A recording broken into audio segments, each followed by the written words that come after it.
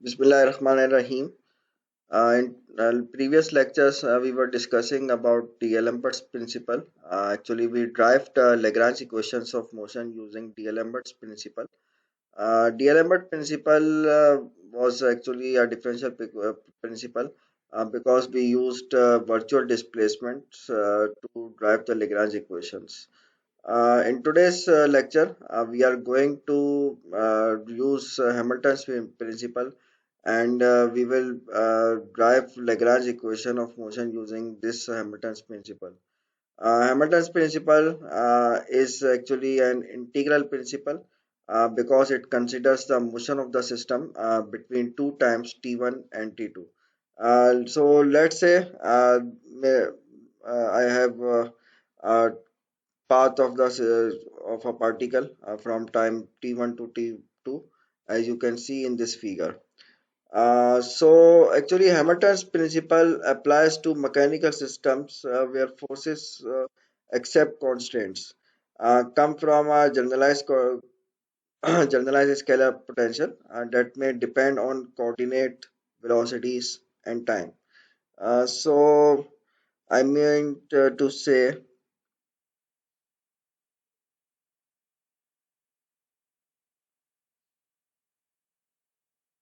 I mean to say that scalar potential depends on three coordinates. One is coordinates and velocities and time. So such scalar potentials are if the systems have such scalar potentials, we call that system as monogenic. So Hamilton's principle actually applies to mechanical systems where forces except constraints come from generalized scalar potential as this one, which depends on coordinates as well as velocities and time.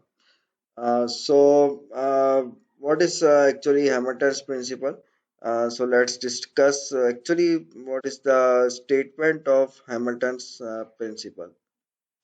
We know if the potential depends only on position, the system is conservative.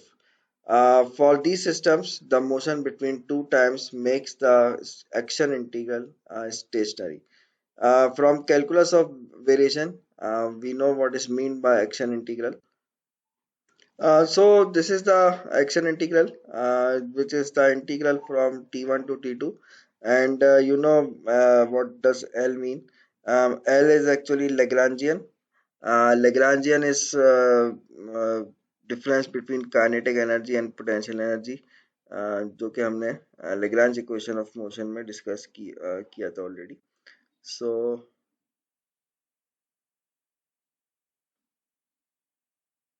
Lagrangian, L is actually called Lagrangian, which is equals to kinetic energy minus potential energy.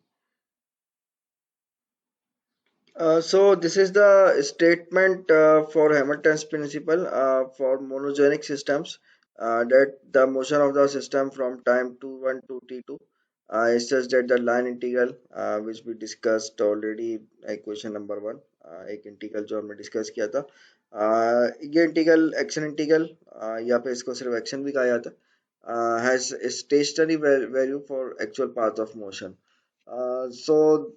This integral has a stationary value for monogenic systems from time t1 to t2. The particle motion is from time t1 to t2. What does this mean? It means that out of all possible path by which the system point could travel from its position at time t1 to its position at time t2, it will travel along that path for which the value of the integral equation number one has a stationary value. अब थोड़ा इस बात पे पहले थोड़ा सा discussion हम कर लेते हैं कि actually what does stationary value mean here. Actually, the stationary value means the integral along the given path has same value to within the first order infinite decimals. First order infinitesimal से क्या मुराद है, थोड़ा सा इसको discuss कर लेते हैं हम।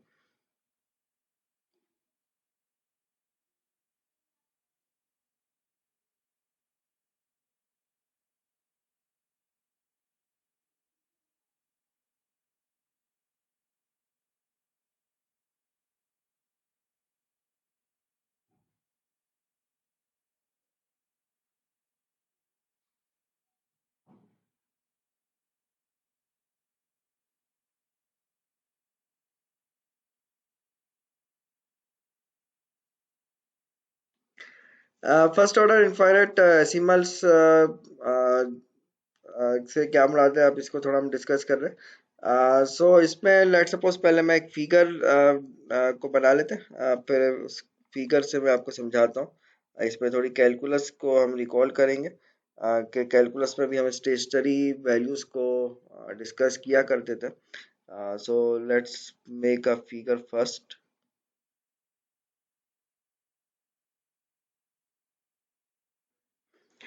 So let's suppose I have a motion from time t1 to t2, जैसे आप इस फिगर में देख सकते हैं। और मेरे पास इसमें दो नेबरिंग पास भी दिए हुए हैं, जो कि नेबरिंग पास मतलब अगर मैं इसमें जो पाथ मेरे पास गिवन है इसमें अगर थोड़ी सी स्लाइड चेंजेस कर दूं तो I have different paths possible. So मेरे पास इसमें फिलहाल मैंने दो बनाए हैं, लेकिन इसमें तमाम नेबरिंग पास जो इसमें पॉसिबल है उनकी हम बात कर रहे हैं। सो जैसे हम अभी कह रहे थे कि स्टेशनरी का मतलब ये होता है कि हमारे पास तमाम गिवन पाथ में ये जो इंटीग्रल दिया हुआ इस इंटीग्रल की same value, sorry stationary value होगी। हाँ सॉरी, स्टेशनरी वैल्यू का मतलब होता है कि ये जो इंटीग्रल है तमाम पाथ के अलॉन्ग इसकी वैल्यू सेम होगी। और फर्स्ट ऑर्डर इनफाइनाइट डेसिमल, तो फर्स्ट ऑर्डर इनफाइनाइट डेसिमल को हम जो है इसके ऊपर डिस्कशन करना चाह रहे हैं। सो आप लोग अगर कैलकुलस से रिकॉल करें, कैलकुलस के टॉपिक में भी आप लोग स्टेशनरी के मीनिंग पढ़ा करते थे। उसमें भी आप लोग ने कुछ इसी तरह की डिस्कशन की थी कि स्टेशनरी का मतलब एक्चुअली ये होता है कि जहाँ पे किसी भी फंक्शन का first derivative equals to zero हो जाए। सो वही सेम सिचुएशन, सेम बात यहाँ पे भी है। आप उसमें अगर आप कैलकुलस वन से रिकॉल करें, आप कैलकुलस का जो टॉपिक इनिशियल फर्स्ट सेमेस्टर में डिस्कस करते हैं, उसमें आपने ये बात डिस्कस की होगी कि हमारे पास फंक्शन का जहाँ पे फर्स्ट डेरिवेटिव या तो जीरो होता है या फिर फंक्शन जहाँ पे डिफरेंशिएबल नहीं होता उसको हम क्रिटिकल पॉइंट कहते हैं। और वो क्रिटिकल पॉइंट जहाँ पे फंक्शन का फर्स्ट डेरिवेटिव जीरो हो जाता है, हम उसको कहते हैं, उस पॉइंट को हम नाम देते हैं स्टेशनरी पॉइंट। और फिर हमने आगे फर्दर इस बात को डिस्कस किया करते थे कैलकुलस में कि जहाँ पे फंक्शन की स्टेशनरी वैल्यू होती है, यानी कि स्टेशनरी पॉइंट होता है फंक्शन का, स्टेशनरी वैल्यू फंक्शन की जहाँ पे होती है, उस उधर हम ये कहते हैं कि या तो फंक्शन का मिनिमम लाई करेगा या फंक्शन का मैक्सिमम लाई करेगा, या जो है उसका वहां पे सैडल पॉइंट होगा। तो कुछ इसी तरह की बात हम यहाँ पे भी डिस्कस कर रहे हैं, लेकिन यहाँ पे चूंकि कैलकुलस ऑफ वेरिएशन की बात करते हैं, कैलकुलस ऑफ वेरिएशन में हम आप अगर कैलकुलस में बात करें तो कैलकुलस में की लैंग्वेज में हम फंक्शंस की बात किया करते थे। इधर जो हम डिस्कशन करेंगे वो हम फंक्शनल्स की डिस्कशन करेंगे। So let suppose I have a true path, कोई ट्रू पाथ मेरे पास गिवन है, एक्चुअल पाथ जिसे आप कह रहे हैं। मैं उस ट्रू पाथ का नाम दे रहा हूँ। Let suppose that true path is said to be, let's say this is some Q of T. मैं अगर इसमें थोड़ी सी स्लाइटली चेंजेस कर दूं, स्लाइटली चेंजेस का मतलब ये है कि मैं नेबरिंग पाथ्स को कंसीडर करना चाह रहा हूँ। सो नेबरिंग पाथ्स को कंसीडर करने के लिए मेरे पास ये जो क्यू ऑफ टी है, इसमें क्या चेंजेस आ जाएंगी। तो इसमें थोड़ी सी चेंजेस माइनर सी कर रहे हैं नेबरिंग पाथ्स के लिए। So q of t plus epsilon eta of t, actually this is eta. What is mean by eta, and what is epsilon means here? सो इसको पहले हम थोड़ी बात करते हैं।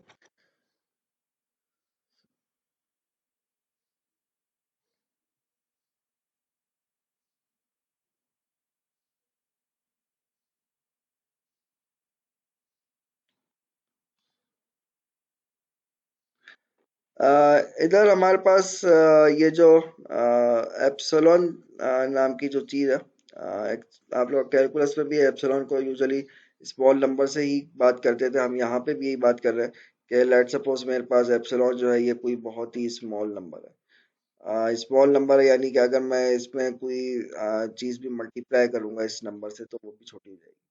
सो ये मेरे पास कुछ चीज़ है, क्योंकि मैंने आपसे जैसे कहा मैं नेबरिंग पास को कंसिडर कर रहा हूँ, तो इसलिए एप्सिलॉन को हमने यहाँ पे इंट्रोड्यूस किया है। What is eta of T here?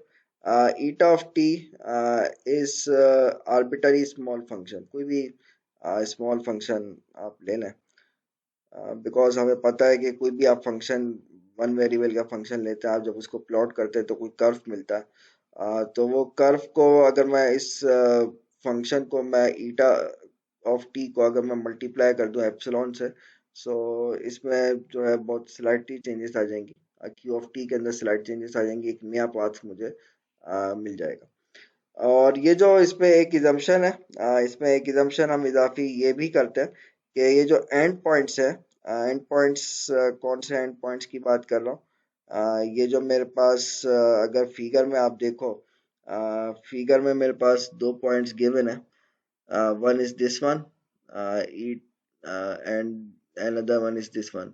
I'm considering that these points are fixed, यानी कि I'm considering that q of t1 और q of t2 they both are same, मतलब फिक्स पॉइंट्स हैं, तो इसका मतलब है ये दोनों की वैल्यूज सेम होंगी। तो यानी कि हम ये जब कह रहे हैं कि जब एंड पॉइंट्स फिक्स हैं, the end points are fixed, तो अगर जब मैं कह रहा हूँ कि जब एंड पॉइंट्स को फिक्स आप कंसीडर कर रहे हो, तो इसका मतलब एक्चुअली ये होगा कि आप ये कंसीडर कर रहे हो कि यार ये जो ईटा ऑफ टी वन है और ईटा ऑफ टी टू जो है, they actually both are they are equal, और जब ये दोनों इक्वल है तो ये जीरो के बराबर हो जाएंगे। ये जीरो के बराबर क्यों हो जाएंगे, थोड़ा सा अगर रफली हम इसको देखें from this equation, from this equation थोड़ा सा मैं रफली एक पॉइंट को समझाता हूँ। फॉर एग्जांपल मैंने ये जो मेरे पास ये फंक्शन दिया हुआ, इसमें मैं अगर t की जगह पे t1 पुट कर दूँ, आई will gate q of t1 and q of t1 plus eta of t1, epsilon times of eta of t1। और सिमिलरली Q ऑफ T2 की बात करें, अगर देखा जाए तो यू कैन सी कि Q of T1 will be cancel out, और सिमिलरली अगर Q ऑफ T2 की बात करें, so this is Q of T2 plus epsilon times of eta of T2। तो जैसे हमने कहा भाई ये दोनों एंड पॉइंट्स फिक्स हैं, इनकी वैल्यू सेम है, Q ऑफ T1 और Q of T2, both the values are same. तो अगर ये दोनों सेम है तो यानी कि हमारे पास ये दोनों कैंसिल आउट हो जाएंगे। अगर मैं इनको मजीद सिंप्लीफाई करूँ, यू कैन इजीली सी कि एप्सिलॉन तो खैर जीरो नहीं हो सकता क्योंकि कोई स्मॉल नंबर है। ईटा ऑफ टी1 और ईटा ऑफ टी2 जो है ये दोनों इक्वल्स टू जीरो हो जाएंगे। ऐसा क्यों हो रहा है, क्योंकि हमने ये एजम्पशन किया है कि क्यू ऑफ टी1 और Q of T two both are equal. Equal हम इसलिए ले रहे हैं क्यों, ताकि हम ये बात कर सके भाई दे आर फिक्स पॉइंट्स, इसकी हम बात कर रहे हैं। बाकी अगर आप टी ऑफ वन और टी टू के दरमियान में आप किसी भी आर्बिटरी पॉइंट की बात करें, तो हमेशा वहां पे वैल्यू चेंज हो सकती है इसकी, लेकिन क्यू ऑफ टी वन और Q of T two they are equal. तो ये हमारे पास सिचुएशन है। तो अगर मैं इसमें अगर आप रिकॉल करें मैक्लॉरेंस सीरीज जो कैलकुलस में आप लोग ने पढ़ी थी, उसको मैं यहाँ पे रीराइट करूँ,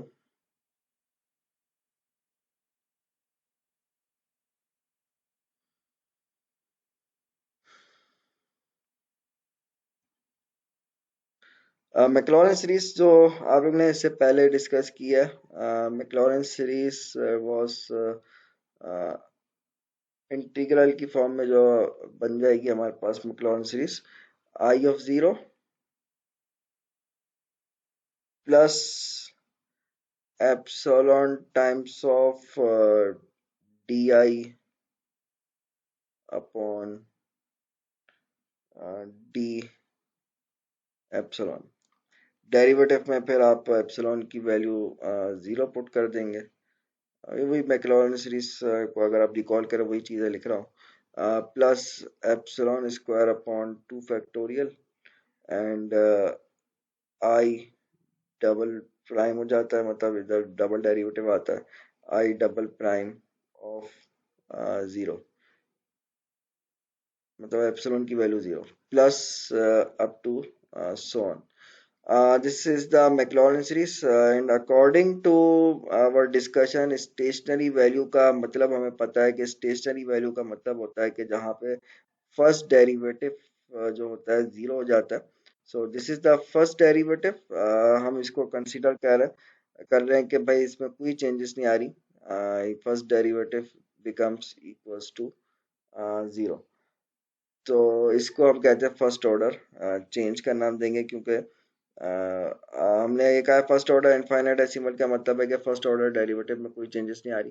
बाकी रिमेनिंग डेरिवेटिव्स में जो चेंजेस आएंगी वो स्मॉल चेंजेस होंगी और फर्स्ट डेरिवेटिव में कोई चेंजेस नहीं आएंगी। बाकी की डेरिवेटिव्स पे स्मॉल चेंजेस की होंगी, क्योंकि आप देख सकते हैं एप्सिलॉन का स्क्वायर एंड हायर पावर्स है। सो हमने जैसे कहा कि epsilon is very small number, so इसका जब आप हायर पावर्स लेंगे तो इस पे स्मॉल चेंजेस आएंगी। तो हमने जैसे नेबरिंग पाथ का की डेफिनेशन की ऊपर बात की, तो नेबरिंग पाथ का मतलब यही है कि हम जो है इसमें फर्स्ट ऑर्डर में कह रहे हैं कोई चेंजेस नहीं आ रही, और इसमें बाकी उसमें चेंजेस आ रही हैं, तो उसमें इंटीग्रल में भी यानी कि उसकी वैल्यू जो है हम कह रहे हैं स्टेशनरी वैल्यू होगी। यानी कि स्टेशनरी वैल्यू का एक्चुअली मतलब ये है कि अगर आप उसमें रिकॉल करें, हम ये कहते थे भाई फर्स्ट डेरिवेटिव जीरो हो जाए। इधर हम इंटीग्रल के बारे में डेरिवेटिव की बात तो नहीं करते, इंटीग्रल के बारे में ये कहते हैं कि जो चेंज है ये जीरो हो जाता है।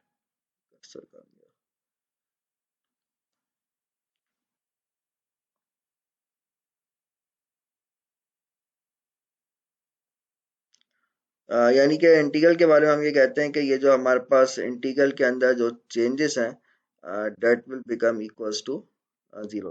यानी कि एक्शन इंटीग्रल जो है स्टेशनरी हो जाए, इसका मतलब ये है कि आपके पास ये इंटीग्रल के जो अंदर चेंज है ये जो है जीरो के बराबर हो जाए। So this is what in first order infinitesimal means. So the action does not change to first order, and we discussed that small variations only affect it at second order or higher orders. First order पे ये कोई changes नहीं करता है, और action जो है integral ये फर्स्ट ऑर्डर तक इसमें कोई चेंजेस नहीं आती, यानी फर्स्ट ऑर्डर में चेंज नहीं आती, यानी कि फर्स्ट डेरिवेटिव जहाँ पे जीरो हो जाता है। और जैसा हमें पता है कि जहाँ पे फंक्शन की वैल्यू फर्स्ट डेरिवेटिव जहाँ पे जीरो होता है वहाँ पे ज़रूरी नहीं कि मिनिमम ही आए, वहाँ पे मैक्सिमम भी आ सकता है और मिनिमम भी आ सकता है और सैडल पॉइंट भी हो सकता है। सो यूजुअली रफली स्टूडेंट्स को समझाने के लिए हम ये बोल देते हैं कि ये जो हमने एक इंटीग्रल नंबर वन बोला है, ये पाथ जो है कोशिश करता है कि मिनिमम की तरफ जाए, लेकिन ऐसा हमेशा होना ज़रूरी नहीं है, बिकॉज हमें पता है कि एक्शन हम हैमिल्टन प्रिंसिपल में एक आया कि ये जो एक्शन इंटीग्रल है इसकी स्टेशनरी वैल्यू होगी, तो stationary does not always mean कि ये मिनिमम की तरफ ही जाएगा, मैक्सिमम सैडल पॉइंट सब कुछ हो सकता है। सो इसमें से दोनों बातें हो सकती है, बस ये है कि हम ये कहते हैं भाई ऐसा हो मामला कि स्टेशनरी वैल्यू हो जाए इसकी, यानी कि एक्शन इंटीग्रल स्टेशनरी हो जाए, मतलब फर्स्ट ऑर्डर इनफाइनाइट डेसिमल इसके अंदर होना चाहिए।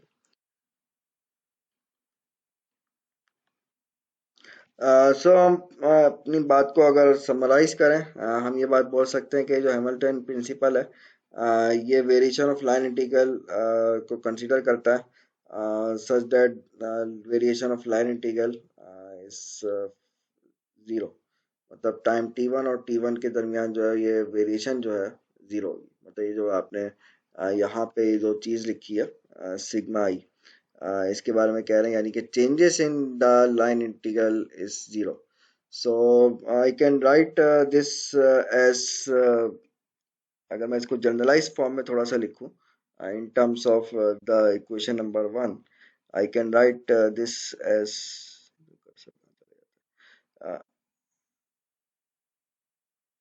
डेल आई, और is equals to changes in the line integral, यानी कि इंटीग्रल फ्रॉम t1 से लेके t2 तक का इंटीग्रल मैं ले रहा हूँ. और इसमें ये जो लेग्रांजियन है, लेग्रांजियन के बारे में हम ये कह रहे हैं यार, ये जो लेग्रांजियन है, सॉरी ये वाला ब्रैकेट आएगा, लेग्रांजियन जो है ये एक्चुअली डिपेंड करता है, हमें पता है कि ये कोऑर्डिनेट्स पे, वेलोसिटी पे, टाइम, तीनों चीज़ों पे डिपेंड करेगा. Because the system we consider is a monogenic system, यानी कि जो कि कोऑर्डिनेट्स पे, वेलोसिटीज पे और टाइम पे डिपेंड करता है. So Lagrangian actually depends on Q1 से लेके Qn तक, एंड इसकी वेलोसिटीज हो जाएंगी Q1 dot, Q2 dot, and up to so on Qn dot, और टाइम. तो ये चीज जो है जीरो के बराबर आएगी, यानी कि there is no change in the action integral. So अगर इसमें स्मॉल एन देखा जाए, what is small n here? Small n is actually, ये हमारे पास ये जो स्मॉल एन है, this is actually 3n - k के बराबर है. ये हमने जब इसके बारे में, कॉन्स्टेंट्स के बारे में की डिस्कशन की थी, इसको डिफाइन किया था, उस वक्त हमने कहा था ये 3n - k जो है, हमारे पास इतने कोऑर्डिनेट्स रह जाते हैं जब आप जनरलाइज कोऑर्डिनेट्स को कंसीडर करते हैं. k जो है नंबर ऑफ कॉन्स्टेंट्स हैं, n जो है हमारे पास नंबर ऑफ पार्टिकल्स हैं. सो अगर मैं इसमें कॉन्स्टेंट्स को रिमूव कर दूं तो मेरे पास number of coordinates small n के बराबर रह जाते हैं. ये हमारे पास इसकी स्टेटमेंट थी. सो ये हमारे पास, this is the definition of Hamilton's principle. अब इसके ऊपर फर्दर कुछ डिस्कशन करते हैं. हम एक्चुअली ये देखना चाह रहे हैं कि ये आपने जैसे शुरू में हमने डिस्कशन की कि डीएलएम्बर्ट्स प्रिंसिपल से लेग्रांज इक्वेशन ऑफ मोशन आपने को ड्राइव किया था, और ये देखा था कि D'Alembert's principle was actually a differential principle, और उस डिफरेंशियल प्रिंसिपल से लेग्रांज इक्वेशन ऑफ मोशन बन सकती है. और जबकि हैमिल्टन्स प्रिंसिपल के बारे में हम कह रहे हैं, ये इंटीग्रल प्रिंसिपल है जो कि पूरे ट्रिजेक्टरी, पूरे पाथ ऑफ द मोशन को एक साथ कंसीडर कर रही है. तो इससे भी यकीनन लेग्रांज इक्वेशन ऑफ मोशन आनी चाहिए.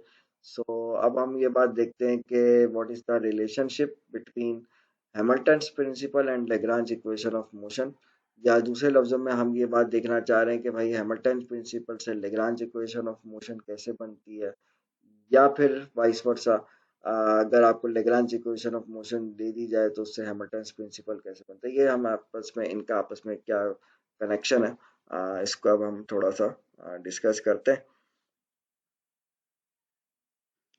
So, Hamilton principle is both necessary and sufficient condition for Lagrange equation. ये आप देख सकते हैं एक बाई कंडीशनल स्टेटमेंट है, और हमें पता है बाई कंडीशनल स्टेटमेंट में हमें दोनों डायरेक्शन से इसको प्रूव करना पड़ता है. यानी कि अगर हैमिल्टन प्रिंसिपल गिवन है तो उससे Lagrange equation of motion drive होनी चाहिए, और अगर Lagrange equation of motion given है तो हमारे पास हैमिल्टन प्रिंसिपल ड्राइव होना चाहिए. सो अगर मैं यहाँ पे इसकी नेसेसरी कंडीशन देखूं, according to this principle, the necessary condition,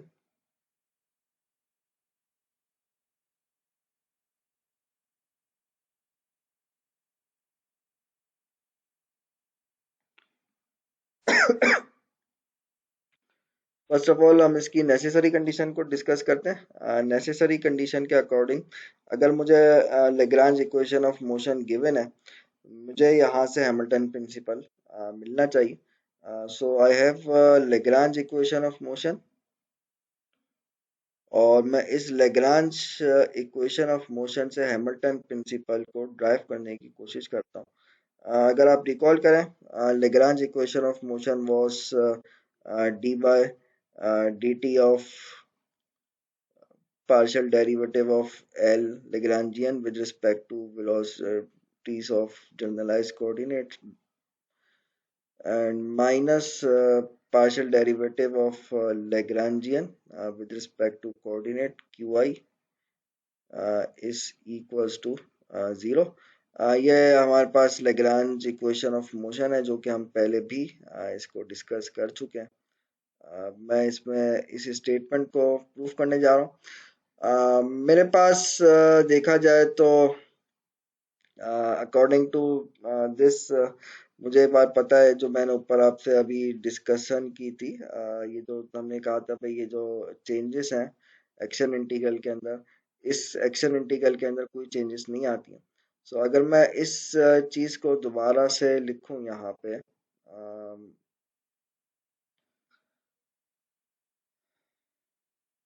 मेरे पास गिवन ये है,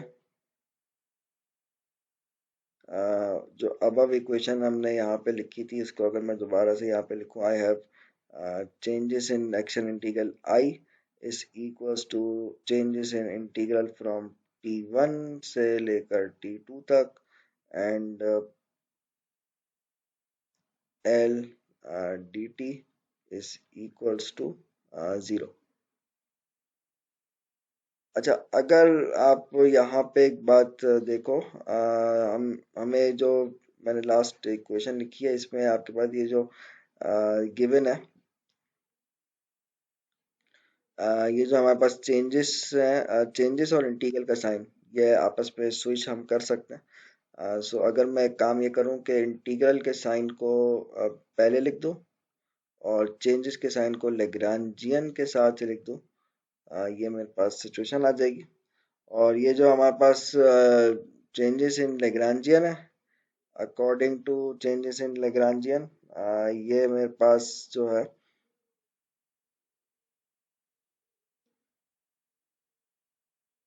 ये मेरे पास बराबर होगा D by D T of partial L over partial Q I dot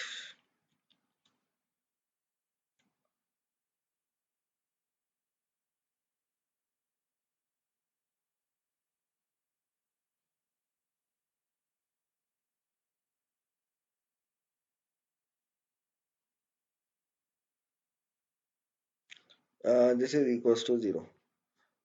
So we have can easily see that जब इसका इंटीग्रल 0 है तो ये उसी वक्त पॉसिबल है क्योंकि हमारे पास ये जो डी टी है, तो ये तो ऑब्वियसली हमारे पास सिर्फ ये इंटीग्रेंड उसी वक्त 0 हो सकता है जब हमारे पास ये जो मतलब इंटीग्रल उस वक्त 0 हो सकता है जब ये हमारे पास इंटीग्रेंड जो है 0। तो यानी कि हमने ये बात प्रूफ कर ली कि जो आपका इंटीग्रल है ये 0 के बराबर है उसी वक्त जब मतलब हमें ये बात पता है कि भाई ये आपके पास ये जो ब्रैकेट है Lagrange equation of motion given थी, ये ब्रैकेट 0 के बराबर है। तो इसका मतलब है कि आपका ये जो इंटीग्रल है ये इंटीग्रल भी 0 के बराबर हो जाएगा। सो हमें यही बात प्रूफ करनी थी कि अगर Lagrange equation of motion given है तो उस लेग्रांज इक्वेशन ऑफ मोशन से हैमिल्टन प्रिंसिपल ड्राइव हो सकता है। सो मेरे पास ये हैमिल्टन प्रिंसिपल यहाँ पे ड्राइव हो चुका है।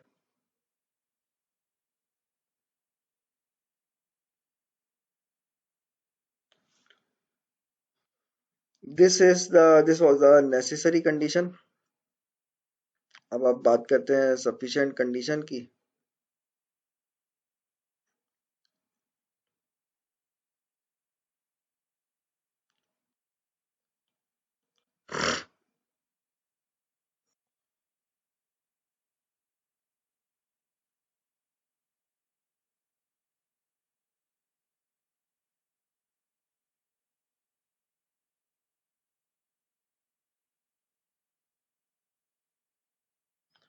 सफिशिएंट कंडीशन इसकी ये होगी हमारे पास कि हमारे पास हैमिल्टन प्रिंसिपल गिवन होगा।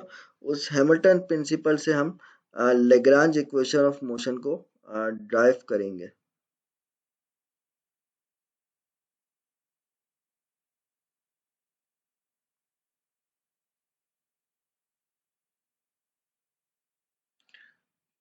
अच्छा जनाब, तो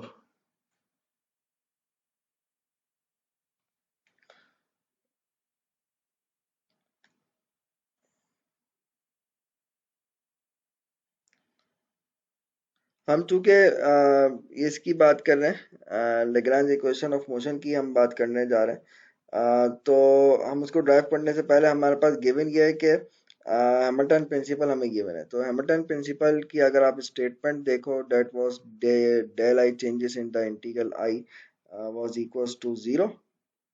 और इसके साथ साथ हमारे पास ये जो इसका एक चीज और भी थी, हमने ये भी अज्यूम किया था, जो फर्स्ट ऑर्डर इनफाइनाइट डेसिमल समझाते हुए मैंने आपको बताया था कि हमारे पास changes in the q i is t one, और ये चेंजेस इन क्यू टू। अच्छा, ये सॉरी, मैंने ऊपर एक छोटी सी मिस्टेक कर दी थी। ऊपर मैंने Q1 ऑफ T1 और Q2 ऑफ T2 को जीरो लिख दिया था। एक्चुअली ये चेंजेस इन QI है, एंड चेंजेस इन चेंज का साइन लगाना भूल गया था। तो ये करेक्शन कर लीजिएगा ऊपर। तो एनीवे, ये हमारे पास हैमिल्टन प्रिंसिपल है जो हम ऑलरेडी डिस्कस कर चुके हैं। अब इस हैमिल्टन प्रिंसिपल से मैं ड्राइव करूंगा लेग्रांज इक्वेशन ऑफ मोशन को। कर सकता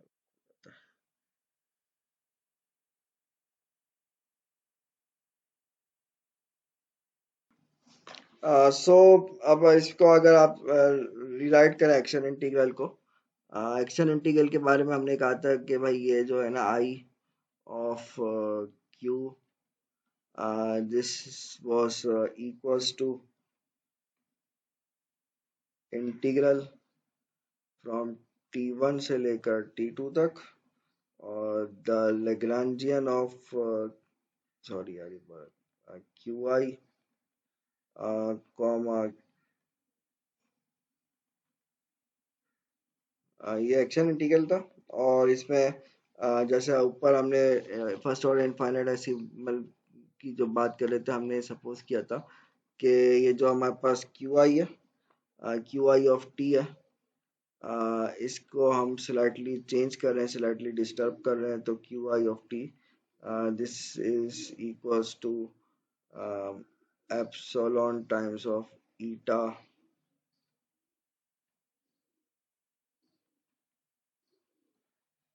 तो अगर आप इसमें इस बात को यहाँ पे सब्स्टिट्यूट कर दें कि changes in Q i this is zero, so मेरे पास ये जो eta i of T one और eta i of T two है, ये भी हमारे पास जीरो हो जाएगा।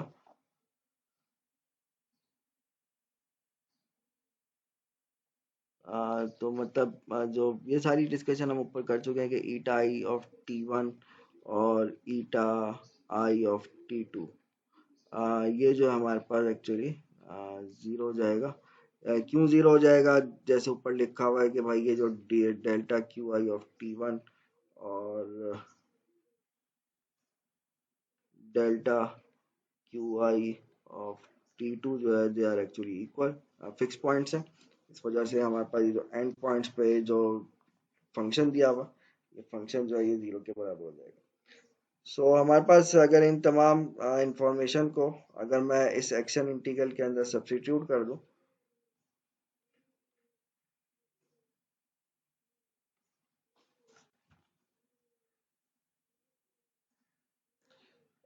ये इंफॉर्मेशन अगर मैं एक्शन इंटीग्रल के अंदर सब्स्टिट्यूट करूं,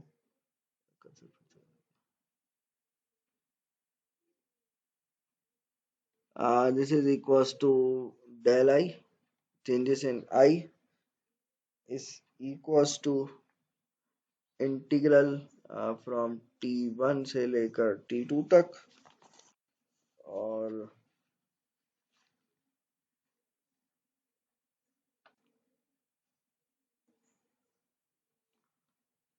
अगर आप काम करें, चले मैं इसको एक स्टेप और लिख देता हूँ, del L changes in L D T, ये हमारे पास इसका इंटीग्रल होता है।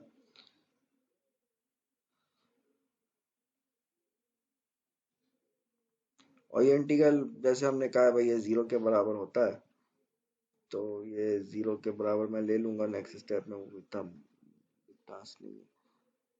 अगर मैं यहाँ पे देखूं तो मुझे ये जो चेंजेस इन एल दिया हुआ, ये चेंजेस इन एल की बात करूं, एल आप देख सकते हो ये डिपेंड कर रहा है क्यू आई पे, क्यू आई डॉट पे और टाइम के ऊपर। सो यहाँ पे अगर मैं चेन रूल यूज करूँ, तो according to chain rule I can write this as partial L over partial Q I,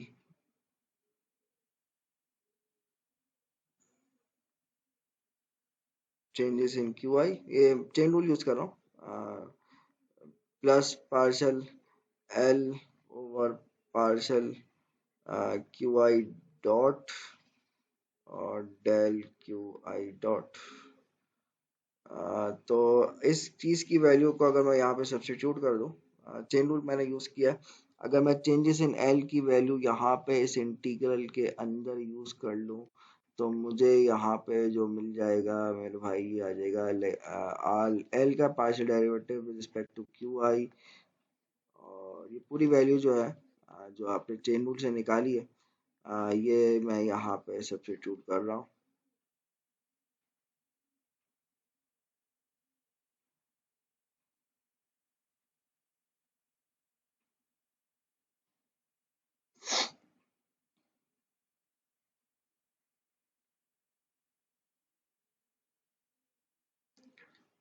ठीक है, अब आगे बढ़ते हैं हम इस चीज़ को, थोड़ा सा सिंप्लीफिकेशन करनी है इंटीग्रेशन वगैरह के अंदर, सिंप्लीफाई करके हमारे पास बहुत इजीली ये चीज़ आ जाएगी। अच्छा, अब एक चीज़ अगर आप और ऑब्जर्व करें, यहाँ पे ये जो changes in Q I dot लिखा हुआ है, इस changes in Q I dot को,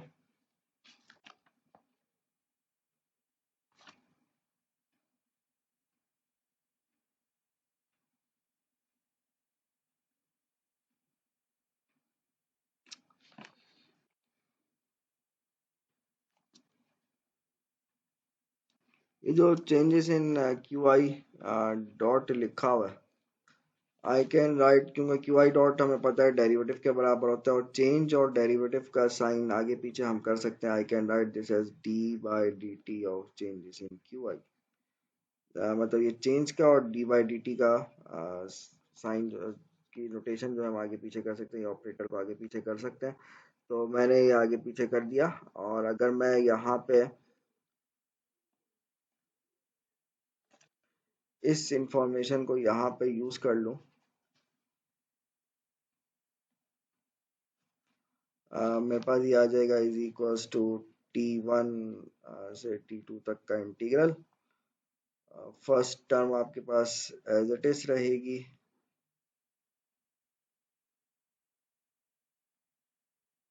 और सेकंड टर्म में ये जो मेरे पास डेल क्यू आई है, इस डेल क्यू आई की वैल्यू को मैं del Q I dot, sorry, partial, ये आपका एज इट इज रहेगा क्यू आई डॉट, और ये आ जाएगा D by D T of del Q I.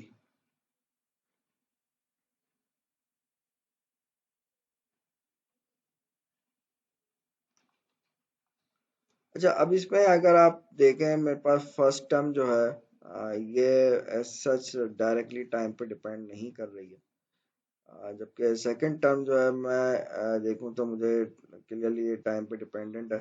तो मैं एक काम ये कर सकता हूँ कि यहाँ पे सेकंड टर्म के अंदर बाय पार्ट्स को यूज कर लें, अगर हम यूजिंग बाय पार्ट्स, या यूं कह लें कि फर्स्ट टर्म जो है फर्दर सिंप्लीफाई नहीं हो रही है, जबकि सेकंड टर्म पे बाय पार्ट्स जो है मैं यूज कर सकता हूँ।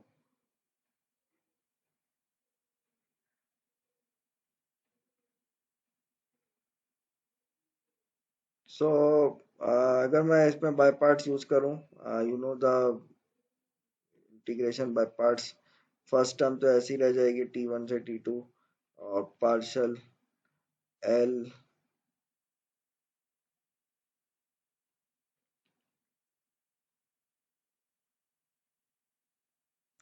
सेकंड टर्म पे अगर मैं यहाँ पे बाय पार्ट्स यूज करूँ,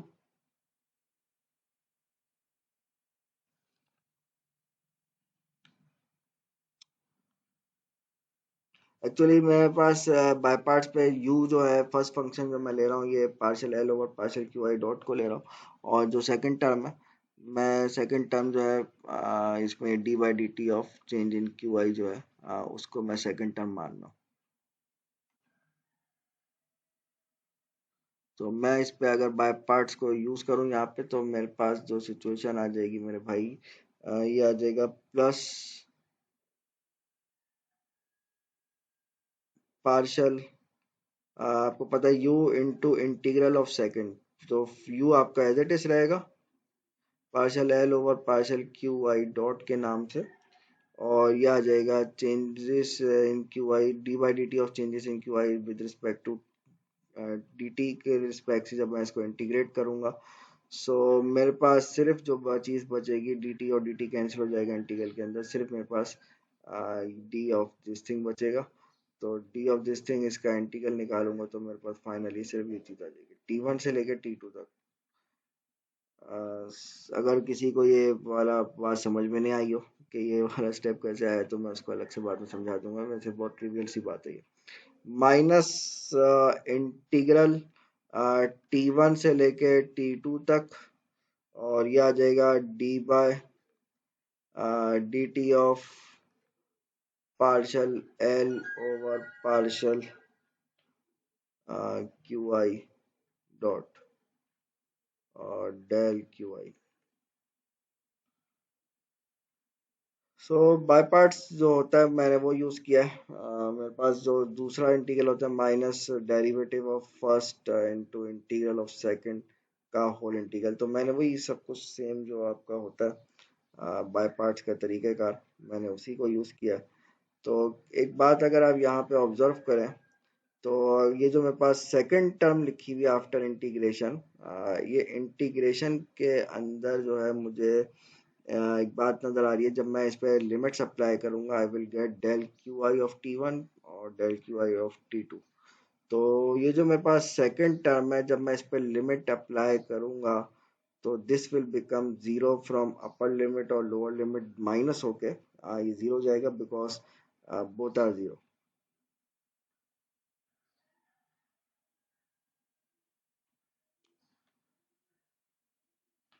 ये वाली जो टर्म है मेरे पास ये एक्चुअली वैनिश हो जाएगी। क्यों वैनिश हो जाएगी? क्योंकि हमें पता है जब मैं इस पे लिमिट अप्लाई कर दूंगा तो मुझे बात पता है मेरे भाई के del Q I of T one और del Q I of T two they both are equal, तो इसका मतलब है मेरे भाई के ये वैनिश हो जाएगी जब मैं इस पे लिमिट अप्लाई कर दूंगा। तो मेरे पास जो बचेगा सिर्फ और सिर्फ फर्स्ट टर्म, और लास्ट टर्म सिर्फ सरवाइव करेगी। तो मैं अगर उसको लिखूं एक ही इंटीग्रल के अंदर लिख दें अगर हम इसको टी वन से लेके टी टू तक, और अगर मैं इसको रीराइट करूं, मेरे पास आ जाएगा partial L over partial Q i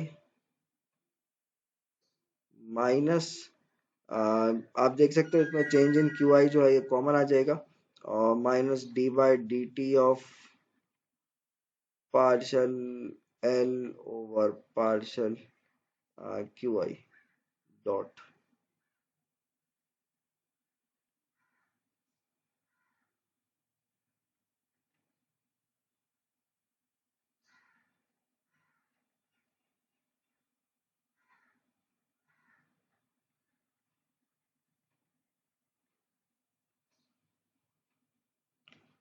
सो जैसे हमने अभी शुरू में कहा कि हमारे पास सिर्फ एंड पॉइंट्स फिक्स है, और बाकी हमारे पास जो del Q I changes in Q I है वो आर्बिटरी है, सिर्फ एंड पॉइंट के अलावा बाकी जगहों पे आर्बिटरी है। तो यानी कि मेरे पास ये जो इंटीग्रेंट है ये ज़ीरो, इंटीग्रल का आंसर ज़ीरो उसी वक्त हो सकता है जब ये इंटीग्रेंट ज़ीरो, क्योंकि हमारे पास ये जो चेंजेस इन क्यू आई है they are independent of each other, और ये आर्बिटरी है, इंडिपेंडेंट है।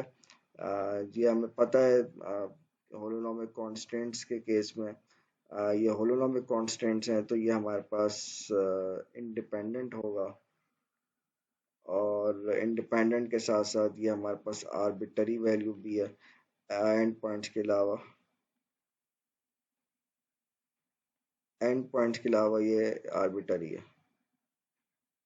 सो यानी कि मुझे एक्चुअली ये इंटीग्रेंट साथ साथ मुझे पता है, शुरू से इक्वल्स टू जीरो चल रहा है, मैं लिख नहीं रहा था, शुरू से इक्वल्स टू जीरो चल रहा है क्योंकि हमने हैमिल्टन प्रिंसिपल से बात स्टार्ट की थी और इससे लेग्रांज इक्वेशन ऑफ मोशन लेके आ रहे थे। तो ये शुरू से इक्वल्स टू जीरो साथ साथ चल रहा है। तो ये इंटीग्रल उसी वक्त जीरो हो सकता है क्योंकि जब ये इंडिपेंडेंट है, हमारे पास changes in Q i coordinates जब इंडिपेंडेंट है, तो ये इंटीग्रल जीरो उसी वक्त हो सकता है जब हमारे पास ये इंटीग्रेंड जो है this becomes equals to zero.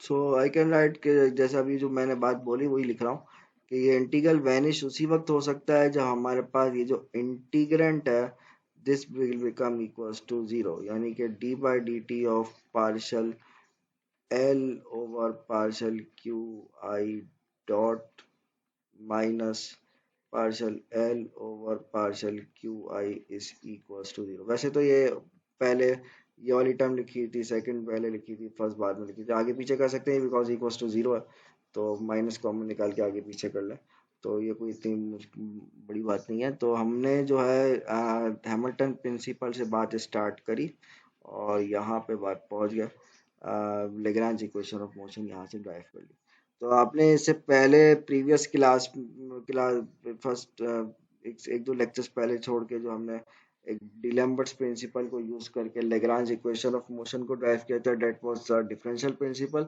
Hamilton principle को यूज करके भी हमने लेग्रांज इक्वेशन ऑफ मोशन को ऑब्टेन कर लिया। सो ये हमने जो हैमिल्टन प्रिंसिपल की जो आज बात की है अभी, ये Hamilton principle is only for holonomic constants. Holonomic constants कौन से कांस्टेंट्स होते हैं, जो हमने शुरू की क्लासेस में डिस्कस किया था, कांस्टेंट का इंट्रोडक्शन जब दिया था, कांस्टेंट के बारे में हमने कहा था कि वो कांस्टेंट जिनको हम इक्वेशंस की फॉर्म में राइट कर सकते हो, जिनकी इंटीग्रेबल इक्वेशंस होती हैं, वो कहलाते हैं होलोनोमिक कांस्टेंट्स। और जब होलोनोमिक कांस्टेंट्स की बात करते हैं तो हमारे पास ये जो इक्वेशंस ऑफ मोशन बनती हैं they are independent of each other because ये जो जनरलाइज कोऑर्डिनेट्स होते हैं ड्यू टू होलोनोमिक कांस्टेंट, ये जनरलाइज कोऑर्डिनेट्स भी आपस में इंडिपेंडेंट ऑफ ईच अदर होते हैं। सो हमने जो अभी हैमिल्टन्स प्रिंसिपल डिस्कस किया है, this Hamilton's principle is for holonomic constants. So अब नेक्स्ट वीडियो के अंदर हम बात करते हैं Hamilton's principle for non holonomic constants की डिस्कशन करते हैं। So thank you.